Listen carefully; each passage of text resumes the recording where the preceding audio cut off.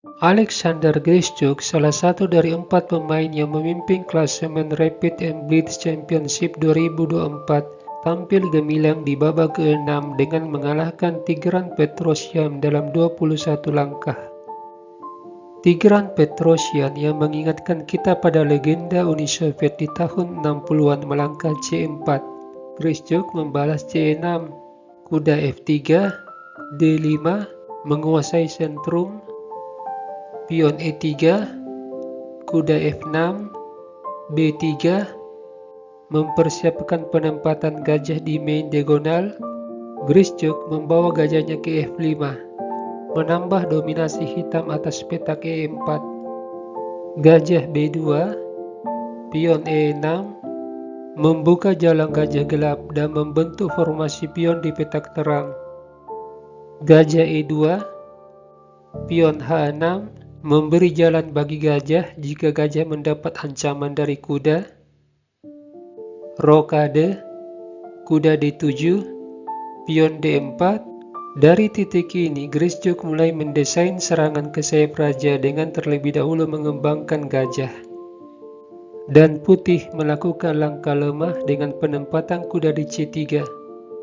Ini menghalangi aktivitas gajah di main diagonal, di mana gajah kehilangan kontrol atas petak E5. Sebaiknya kuda berada di D2. Grischuk lalu menempatkan menteri di E7, dan sebuah kesalahan prinsip dalam opening dilakukan Petrosyan dengan terlalu banyak menggerakkan pion. Pada langkah ke-10 dia mendorong pion A3. Ini tentu saja memberi kesempatan kepada perwira hitam berkembang. Grischuk lalu membawa kudanya ke E4, mengosongkan petak F6 ditempati kuda. Sepasang kuda Grischuk akan menyerang di sayap raja. Kalau kuda ditukar, terdapat dua pilihan buah yang mengambil kuda. Di sini sebaiknya kita mengambil kuda dengan pion, dengan tempo menyerang kuda. Jika kuda ke D2, menteri G5, shadowing terhadap raja. Dan jika kuda ke E5, kita bisa mengalihkan benteng D8, shadowing terhadap menteri.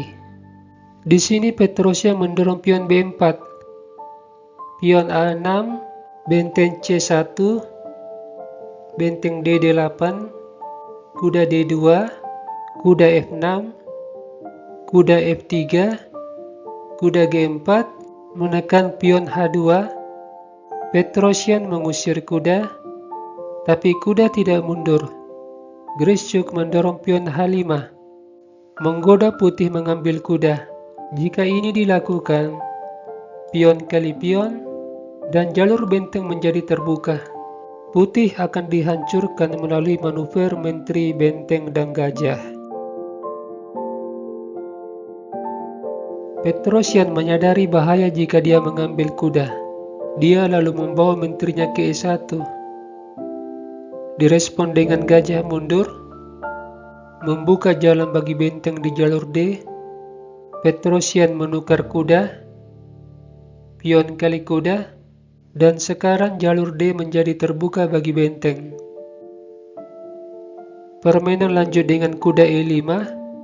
Grischuk terlebih dahulu menempatkan menterinya pada posisi yang sejajar dengan raja. Dalam permainan catur cepat, tentu saja ini menjadi tekanan bagi Petrosyan. Di sini respon terbaik putih adalah menggeser rajanya ke H1, tapi Petrosyan justru mendorong pion G3. Grischuk langsung menukar kuda. Setelah pion kali kuda, benteng berkuasa penuh atas jalur D. Demikian pula pion H3 yang tidak dilindungi. Grischuk lantas mengambil pion. Pertahanan Raja Putih sudah jebol.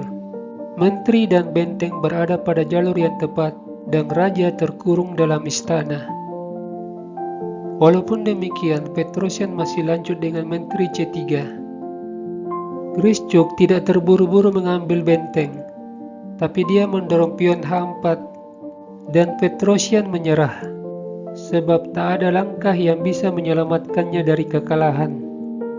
Terlihat pion G3 mendapat serangan 2 kali. Jika menteri melindungi pion, pion kali pion, pion F kali G, di sini kita bisa mengorbankan benteng.